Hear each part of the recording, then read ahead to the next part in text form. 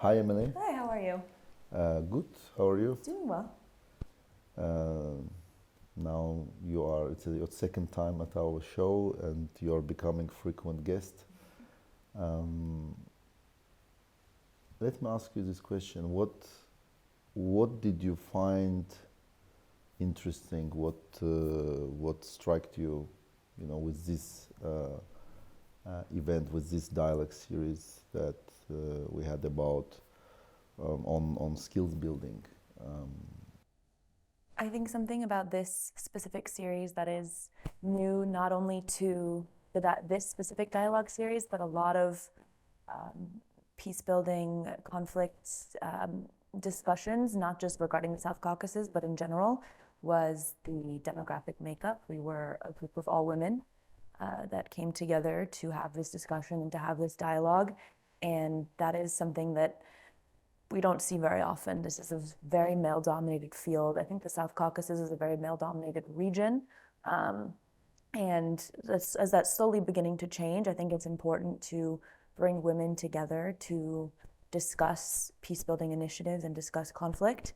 And so to be part of this group it felt very special and it felt very impactful. And it was very nice to see this room full of all women working together, all for one common goal for our region. Do you think that women have, what is the advantage of having all women? Like, do they have higher empathy?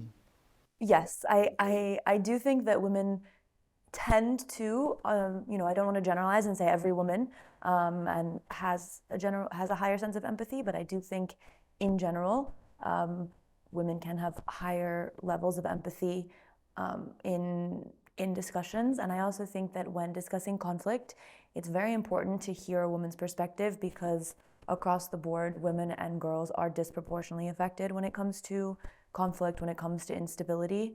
So making sure that their voices, our voices, are not just heard, but really celebrated and brought up as key members of the discussion is crucially important. And I think that that's something that, even in the previous dialogues that weren't all women, I think it was the attention to gender balance was intentional, which is very well done. But I do think that it's important that we did have this all women dialogue. Maybe you could tell us about some content of discussions. What did you discuss this time with your colleagues from Armenia, Azerbaijan, and what ideas specifically, got under your skin?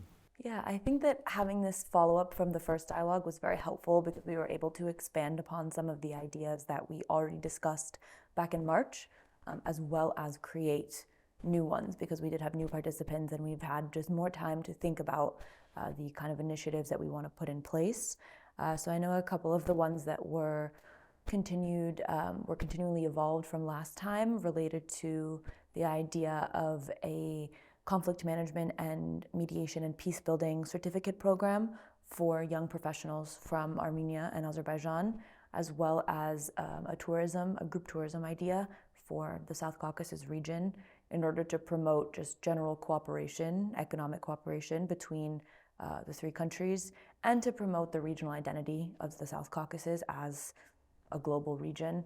On top of that, to promote just interest in tourism to the three countries because, I'm sure, as you know, they're beautiful countries that have so much to offer but are so often under-visited because they're never thought about as tourist destinations. And a couple new ideas that we came up with were very much related to sustainability and resource management and making sure that the joint resources shared between Armenia and Azerbaijan, such as water, agriculture, are cared for properly because water, rivers don't stop at national boundaries. They don't know conflict. So making sure that there's cooperation to have clean water, sustainable agriculture, effective pest management were some new ideas that we came up with in order to help already vulnerable populations manage these issues even better. Well, I know that you also have to go, and I really wanted us to, document this historic moment when this all woman participants South Caucasus event. Maybe there were other events, but I have never heard about it, and I must confess, even though I was not participating, the aura, the energy was very different, and I think that when women come together, in my view, it's also still hard. There are wounds that are healing, and they will take maybe years and decades to heal. But I think I agree with you that women can work much better on trust issues. And well done. Thank you very much Thank for you. coming, participating at this event, and giving us your second now interview. Yeah, Thank you. Thank you so much.